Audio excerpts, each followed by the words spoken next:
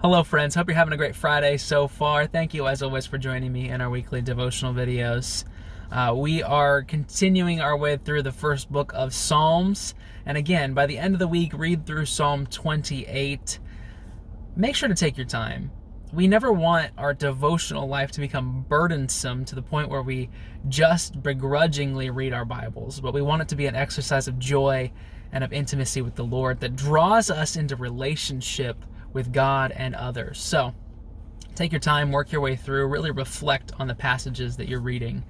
For today, I want to focus on Psalm 27, and I'll read the first 4 verses because that's the stretch of text that I want to focus on for today. All right, Psalm 27, beginning in verse 1, the psalmist writes, "The Lord is my light and my salvation.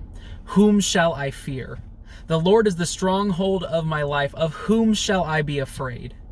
When the wicked advance against me to devour me, it is my enemies and my foes who will stumble and fall.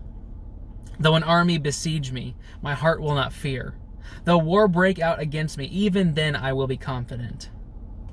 One thing I ask from the Lord, this only do I seek, that I may dwell in the house of the Lord all the days of my life, to gaze on the beauty of the Lord and to seek him in his temple."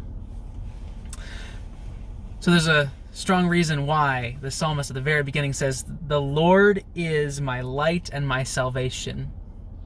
Whom shall I fear?"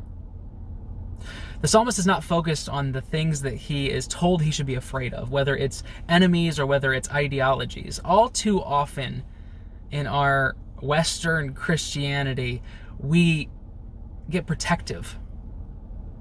We see all the things that the culture tells us we should be afraid of, whether it's ideologies or whether it's laws or whether it's groups of people.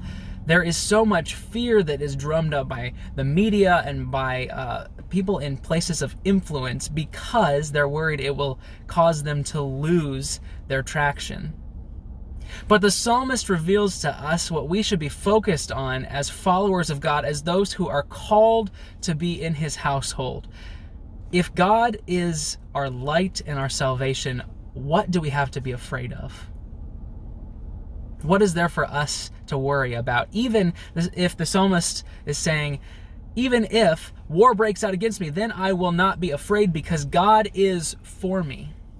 I have no reason to fear for my own life or my own safety or my own influence. No, I can trust in the Lord and in his good purposes. So the only thing that is on his heart is to dwell in the house of the Lord, to engage in communion with God, and to gaze upon his beauty. And so I want to reflect on this passage and ask you, are you giving in to that fear? Are there things that you have been told you should be afraid of that you are allowing yourself to be consumed by, as opposed to the intimate and joyful relationship with a holy and loving God? Because the heart of every person should be focused on dwelling richly with the Lord, on resting in his presence, on being immersed in his beauty. And so today, is that your focus? Or have you gotten wrapped up, as many of us do, in the things of life, the things that we're told we should be afraid of? If God is for us, why should we be afraid?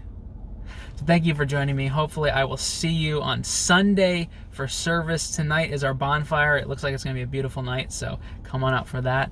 And I will see you next week as we continue our way through the Psalms. For next week, read Psalm 29 through 33. I'm going to take that next stretch of text.